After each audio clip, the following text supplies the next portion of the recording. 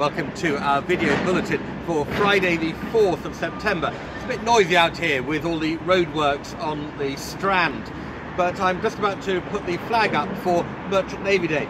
Now, when our previous parish assistant, who I won't mention by name here in case he gets embarrassed, but he's the one getting ordained later this month, was putting up a flag earlier in his time here, I said to him, if there's one thing you mustn't do, just one thing, is let go of the rope. Well, we had to get a man out later to take the flagpole down, but ever since I felt it safer that I do it. We're trying to plan ahead now for the autumn. We've got some new events, and the first extra slot in today's video bulletin is from Victoria, who's going to talk about an event in October. In setting forth we find ourselves.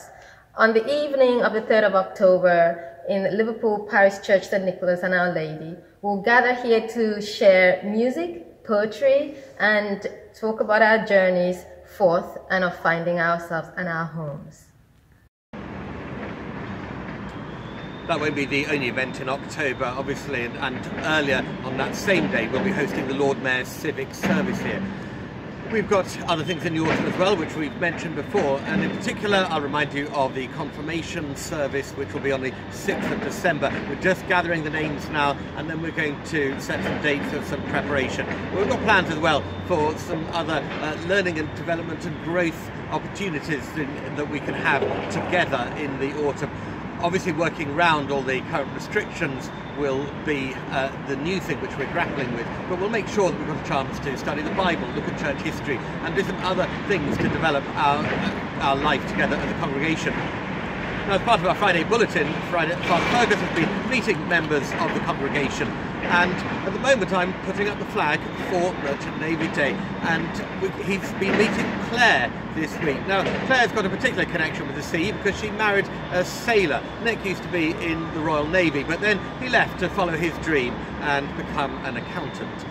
Here's Claire. Hello everyone, for this week's Join the Congregation, we've just been in church and I'm joined now by Claire, who has been in church as well. So there we go. Hello Claire. Hello Father. Lovely to be with you, and lovely to have you back, having been on your safe and domesticated and distanced travels.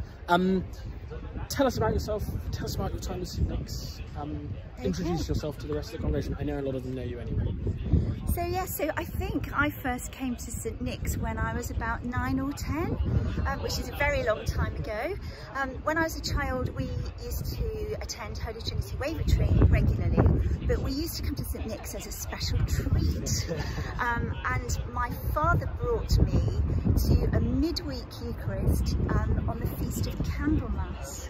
And we came on the bus in the middle of winter, and it was pitch black, and it was a low mass in the St. Peter Chapel, and we processed around the church with candles, and it was very special, and it stayed with me ever since, and Candlemas has always been very special ever since.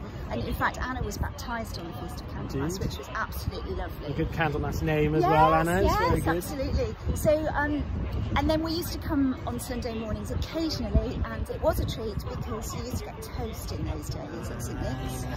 And then once I left home and went off to university and lived elsewhere, my parents started coming more regularly, and they were very regular members of the congregation, much loved and remembered by quite a few people who are still here.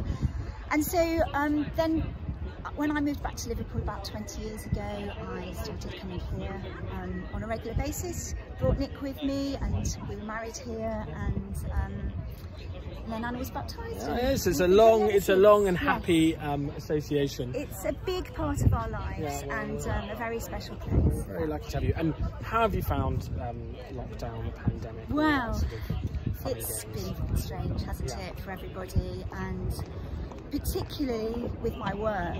I'm a paediatric dentist, and I haven't seen a patient since March. Hopefully I'm going to be seeing some patients this week, but dentistry's been a bit of a challenge.